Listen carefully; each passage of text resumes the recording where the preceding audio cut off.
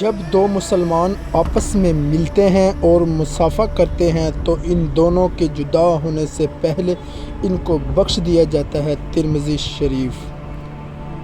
آپس میں مصافحہ کیا کرو، اس سے کینہ دور ہوگا۔ ترمذی شریف۔ سلام میں پہل کرنے والا غرور و تکبر سے پاک ہے۔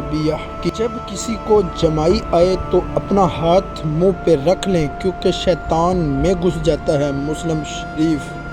سفید کپڑے پہنا کرو اس لیے کہ وہ بہت پاکیزہ اور پسندیدہ ہے۔ مشکوٰۃ شریف۔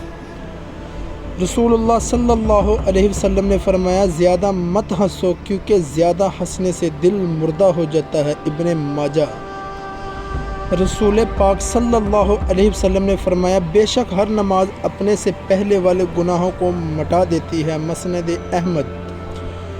جو عورت اس حال میں انتقال کرے کہ اس کا شوہر اس سے راضی اور خوش ہے تو وہ عورت جنتی ہے۔ ترمذی شریف۔ مومن کی جان اپنے قرض کے سبب معلق رہتی ہے جب تک کہ اس کا قرض ادا نہ کر دیا جائے۔ مسلم شریف۔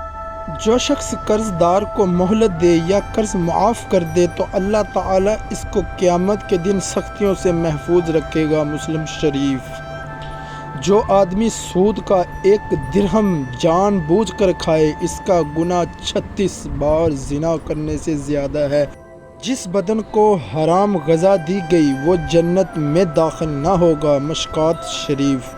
تم میں بہترین شخص وہ ہے جس نے قرآن کو سیکھا اور دوسروں کو سکھایا۔ بخاری شریف۔ انسان کا اپنی زندگی کے ایام میں 1 درہم صدقہ کرنا مرنے کے وقت 100 درہم صدقہ کرنے سے بہتر ہے۔ ابو داؤد۔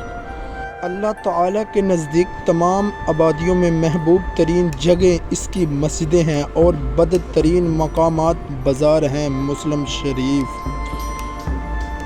قیامت کے دن لوگوں میں سب سے زیادہ میرے قریب وہ شخص ہوگا جس نے سب سے زیادہ مجھ پر درود بھیجا ہے۔ ترمذی شریف۔ رسول اللہ صلی اللہ علیہ وسلم نے فرمایا، گناہ سے توبہ کرنے والا اس شخص جیسا ہے جس نے کوئی گناہ کیا ہی نہ ہو۔ سنن ابن ماجہ۔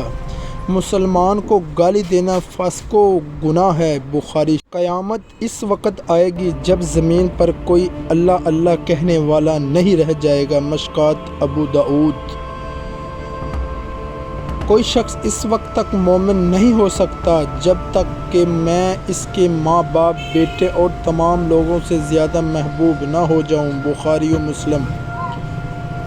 جو عورت بغیر کسی عذر مقبول کے شوہر سے طلاق مانگے اس پر جنت کی خوشبو حرام ہے۔ ترمذی شریف۔